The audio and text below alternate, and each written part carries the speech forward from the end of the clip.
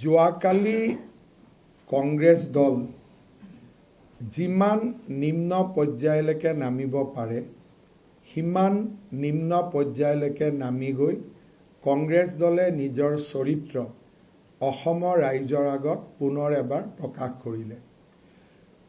তৰুণ গগৈৰ সন্তান ইমান তললৈকে যে নামিব পাৰে তাক আমি কল্পনাও কৰিব পৰা নাছিলোঁ আৰু মই নিশ্চিত যে তেওঁলোকে যি ষড়যন্ত্ৰ কৰিছে সেই ষড়যন্ত্ৰ বিফলটো হ'বই। মই বিশ্বাস কৰোঁ যে আইনেও এই ধৰণৰ নিৰ্বাচনৰ আগত কৰা ষড়যন্ত্ৰৰ বিৰুদ্ধে কঠোৰৰ পৰা কঠোৰতম ব্যৱস্থা ল'ব। ইলেকশ্যনৰ আগত ইলেকশ্যনৰ ৰিজাল্ট ইনফ্লুৱেঞ্চ কৰিব পৰা এনেকুৱা ধৰণৰ ভুল তথ্যৰ যিটো ক্ৰিমিনেল অফেন্স তাৰ শাস্তি হ'ল যাৱজ্জীৱন কাৰাদণ্ড। নৰ্মেলি এনেকুৱা ধৰণৰ যদি এলিগেশ্যন আনে it is simply become a defamation case, কিন্তু ইলেকশ্যনৰ ৰিজাল্টক ইনফ্লুৱেঞ্চ কৰিবৰ কাৰণে যেতিয়া এনেকুৱা ধৰণৰ ব্যৱস্থা লোৱা হয় তেতিয়াহ'লে তাক ইলেকশ্যনৰ লগত লিংক কৰা হয় যে ইলেকশ্যনৰ ৰিজাল্টক প্ৰতিফলিত কৰিব খুজিছে আৰু এনেকুৱা দোষৰ শাস্তি ভাৰতীয় ন্যায় সংহিতা মতে যাৱজ্জীৱন কাৰাদণ্ড।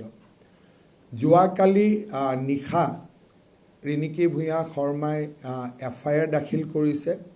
মই নিশ্চিত যে পুলিচে কেছ ৰেজিষ্টাৰো কৰিব আৰু পুলিচে এই ক্ষেত্ৰত নিজৰ সাংবিধানিক আৰু আইনী দায়িত্ব পালন কৰিব। কিন্তু গোটেই দিশটোত চিন্তনীয় বিষয় এটা হৈছে পাকিস্তানী এংগল। আমি আপোনালোকক ৱেবছাইটত দেখাম যে এই গোটেই ফলছ ডকুমেণ্টছ আৰু গোটেই ফলছ যিটো ডেটা এইখিনি ড্ৰ কৰা হৈছিল এটা পাকিস্তানী ছ'চিয়েল মিডিয়া গ্ৰুপৰ পৰা। তাৰমানে পাকিস্তানত নিৰন্তৰ যোৱা কেইটামান দিনত অসমৰ ইলেকশ্যনৰ ওপৰত টক শ্ব' চলি আছে আৰু গোটেই যিখিনি ডেটা কালি তেওঁলোকে ফলছ এণ্ড ফেব্ৰিকেটেড কৰিছে এই গোটেইখিনি ডেটা এটা পাকিস্তানী ছ'চিয়েল মিডিয়া গ্ৰুপৰ পৰা লোৱা হৈছে।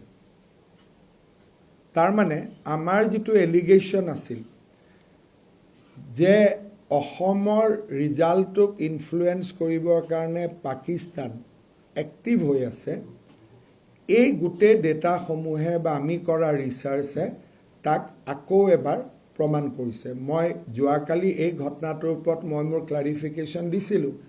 আজি আপোনালোকক মাতাৰ প্ৰয়োজন নাছিল, কিন্তু ৰাতি we have discovered a Pakistani angle to it, যে গোটেই অপাৰেশ্যনটো পাকিস্তানৰ এটা ছ'চিয়েল মিডিয়া গ্ৰুপৰ পৰা হৈছিল।